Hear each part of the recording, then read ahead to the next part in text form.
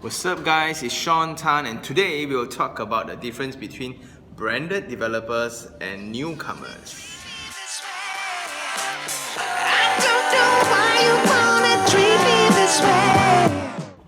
Despite the market condition right now, everyone is still launching properties.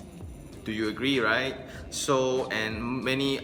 I'm so thankful for those who watch my video and feel like they are going to go shopping now. So some of them went shopping for properties and they came to me like this question: oh, do I go for the big boys that is like not Masing, SP Setia, EcoWorld, Sunway, BRDB, Sime Darby, and those public listed ones, or IGM, right? Or I go for the less known, or which is like Maxim, Asset Kayamas, Platinum Victories, and so on and so forth, right? So how do I go about it? Does brand really matter? In my point of view, investors only look at numbers, right? So, but the branding that all these major players are doing is driving that emotional part of it. Today we will talk about one, Sunway Serene, where it's launching very soon. This is not a sponsored ad, by the way. Okay, and we'll talk about Address in Taman Desa by Maxim Group. So just so happened when I had this question in office, I have these two brochures, so we will just check it out. Okay, just for your information, developers spend a lot of money and time and effort to come out with that perfect brochure design that is supposed to inspire buyers lah. But to me, always look at numbers. Okay, because so we'll look at this. So it's somewhat like this. If you want to know more, you just stop by their sales gallery that is almost in completion. Okay, and so what's the main part is they have location, they have floor plans, right? And what I would improve on is because they have a quite cool feature, which is the lazy river in their development in the center, but the brochures are not shouting it out. That is if I want to point out something lah. Okay, but overall it's informative, that is good enough. Okay, so what about this? So what they do is a bit shiny, right? So of course straight away you have the architecture, the design, but renderings are pictures of the internal and specs, and you have leaflet, and you have single pullouts for units that you want to see. Okay, so location as well. So the main thing that you see is from branded for bigger players of developers. They will use to sell lifestyle, not only the building itself.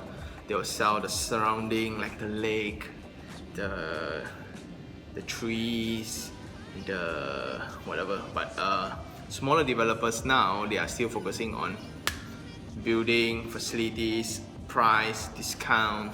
So how about let's look at the price, okay? So when you get to a gallery, you will be given this kind of brochures. So after that, these are the checkpoints that I wish everyone would ask. So these are the checkpoints I will list out here. Those are, is this freehold or leasehold? Because I won't put leasehold on my project, right? Either one, I will leasehold. So there are things that are hidden that I don't want you to know upon considering, okay? So those are things that you need to ask. So leasehold or not, the number of car parks that you're gonna get, maybe someone you need to buy one. I'm not sure, I'm not talking about these projects, but what are the price per square feet? And immediately you can go iProperty or those property portals that I mentioned before. You can hook them up and see what's the price per square feet in the neighboring one. Okay, and what's the construction period? which is around, is it 3 years or 4 years or 5 years, it makes a hell of a lot of difference, okay? Because you're buying a price of a condo that is completed in 20 something, right? After 5 years lah. Okay, so and the build up, okay, so in the build up of the floor plans, right, hold on, let's say floor plans like this, then there will be a square feet, the number of rooms and the square feet and things like that. How does the build up include the aircon latch or the balcony? Because those are things that doesn't really make a difference, okay?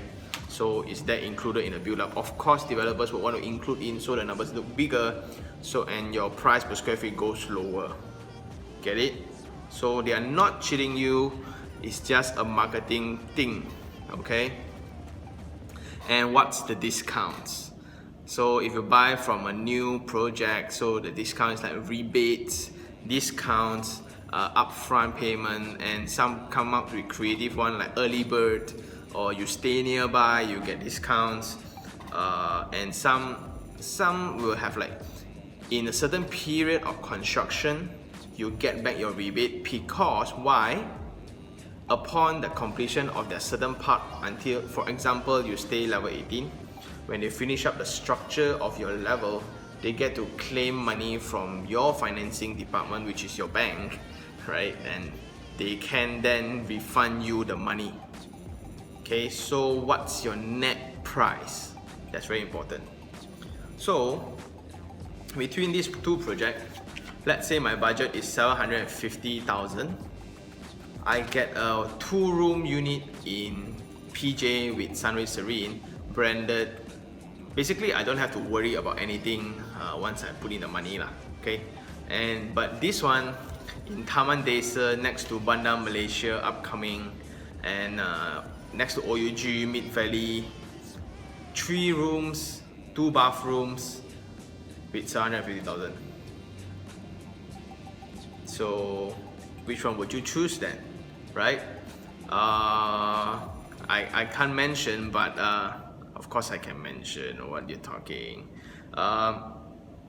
Money wise, of course the 3-room plus 1, the 3-bedroom 2-bathroom one sounds more legit, but then they have no master plan. So in this point of view, both I have not visited their sites, so it's advisable in your weekends, you got nothing to do but shopping, now go shop for properties. Go to their sales gallery and check out what's going on, because you'll never know, next to this project there's a school, or next to this project there's a wet market that will cause jam, or the Pasar Malam is right in front of your street. You never know.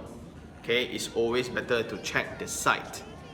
Okay, in conclusion, investment, we will always look at figures and rental rates and what's the return, and that's the best way to go about your investment.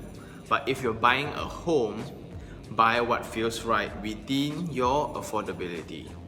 With that, I'll see you guys soon. Check out.